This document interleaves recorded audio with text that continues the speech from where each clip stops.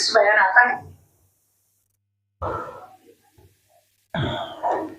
नमस्कार, मैं हूं आकाश और आप जुड़ चुके हैं द पब्लिक थिंक से। आपको बता दें कि बिहार बीजेपी की प्रवक्ता अनामिका सिंह का एक बयान आया हुआ है। उन्होंने साफ तौर पे कांग्रेस को निशाना साधते हुए ये कहा है कि तेलंगाना के जो मुख्यमंत्री हैं उन्होंने उत्तर भारत के लोगों के डीएनए को लेकर बहुत ही आपत्तिजनक बयान दिया है और इससे उनको आश्चर्य नहीं है, क्योंकि ये उनकी सोच है।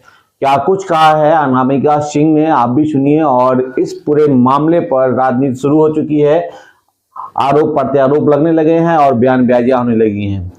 चुनाव है, अगले साल लोकसभा का चुनाव है और बिहार में लोकसभा के जस्ट बाद विधानसभा का चुनाव है, तो इसको लेकर आरोप प्रत्यारोप तो लगने लगेंगे और साथ ही साथ जो महागठबंधन है उस पर भी बहुत सारे आरोप लग रहे हैं। फिलहाल क्या कुछ कहा है अनामिका सिंह ने, आप भी सुनिए। तेलंगाना के कांग्रेस के मुख्यमंत्री रेवंत रेड्डी जी का कुर्मी जाति और उत्तर भारत के डीएनए को लेकर जो निकृष्ट बयान आता है वो हमें बिल्कुल भी आश्चर्य में नहीं डालता। ये वही कांग्रेस है जिन्होंने सरदार वल्लभ भाई पटेल जी का हमेशा अपमान किया। मिस्टर रेड्डी, अगर आप थोड़ा भी हैदराबाद के इतिहास को जानते तो आप जानते कि हैदराबाद का विलय आज भारत में अगर हो पाया स्वतंत्र भारत में तो उसके पीछे कुर्मी जाति के सरदार वल्लभ भाई पटेल जी थे। दूसरा विषय, आप बिहार के डीएनए को कमतर कह रहे हैं। पहली बात तो पूरा भारत एक है, दक्षिण से उत्तर तक, परंतु फिर भी अगर आप कह रहे हैं तो सोच लीजिए कि बिहार का डीएनए कितना समर्थ और सक्षम रहा होगा कुर्मी जाति का, कि जिसने जाकर जो आपसे पहले तेलंगाना के मुख्यमंत्री बन जाते हैं, मिस्टर केजीआर।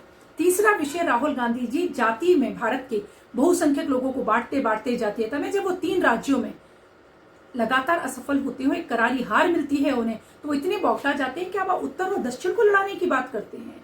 डीएनए 2 ही है इस देश में, एक राष्ट्रवादी डीएनए और एक राष्ट्रद्रोही डीएनए। तो कांग्रेस का और आपका डीएनए राष्ट्रद्रोही है। मैं पूछना चाहती हूँ नीतीश कुमार जी से कि बिहार में जातीय सर्वे की बात कराने वाले नीतीश कुमार जी, आप उसी घटिया, मैं घटिया ही कहूंगी उसको, गठबंधन, घमंडिया नहीं, उस घटिया गठबंधन के सहयोगी हैं जिसमें इस तरह के कभी सनातन को गाली दी जाती है और अब कुर्मी जाति का अपमान किया जाता है। क्या नीतीश कुमार जी आप कुर्मी जाति के अपमान पर 2 शब्द कहेंगे या आप मौन रहेंगे तुष्टीकरण के कारण?